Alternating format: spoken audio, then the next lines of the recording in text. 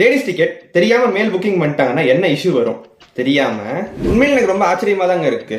TNSTC வெப்சைட்ல தான் பிரச்சனை, புக் பண்ற இடத்துல தான் பிரச்சனையா, இல்ல புக் பண்ணிட்டு தெரியாம புக் பண்ணிட்டேன்னு சொல்றவங்க கிட்ட பிரச்சனையா? பஸ்ல ரைட் சைடுல டபுள் பர்த் இருக்கும். டபுள் பர்த்ல 2 சீட்டுமே காலியா இருந்து ஃபர்ஸ்ட் யாராவது லேடிஸ் புக் பண்ணிட்டாங்கன்னு வைங்களேன், முதல்ல அந்த பர்த்தை பிங்க் கலர்ல மார்க் பண்ணிடுவாங்க. அது பக்கத்துல இருக்க பர்த்தையுமே அவைலபிள்னு சொல்லிட்டு பிங்க் கலர்ல மார்க் பண்ணி வச்சிருப்பாங்க. அதாவது வேற யாராவது ஒரு லேடிஸ் மட்டும் தான் அதை புக் பண்ண முடியும் அப்படின்னு சொல்லி மார்க் பண்ணி வச்சிருப்பாங்க. அதையும் மீறி ஒரு ஜென்ஸ் புக் பண்ணிட்டாங்கன்னு வைங்களேன், இஷ்யூ யாருக்கு தெரியுமா? புக் பண்ணிட்டு வந்த ஜென்ஸ் எல்லாம் விட்டுருவாங்க. கண்டக்டர் லெஃப்ட்ல ஒரு 5 வருஷம் இருக்கும் தெரியுமா, சிங்கிள் பர்த், அதுல தேடுவாரு. ஃபர்ஸ்ட் சாய்ஸ் என்ன மாதிரி பசங்க, எவ்வளவு கடுப்பா இருக்கும்.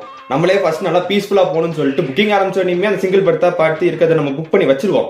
ஆனா நீ ஜேர்னின்னு போகும்போது இப்படி ஒரு பிரச்சனை இருக்கு பஸ்ல அப்படின்னு சொல்லி கண்டக்டர் வந்து நம்ம கிட்ட அட்ஜஸ்ட் பண்ணுங்கன்னு சொல்லுவாரு.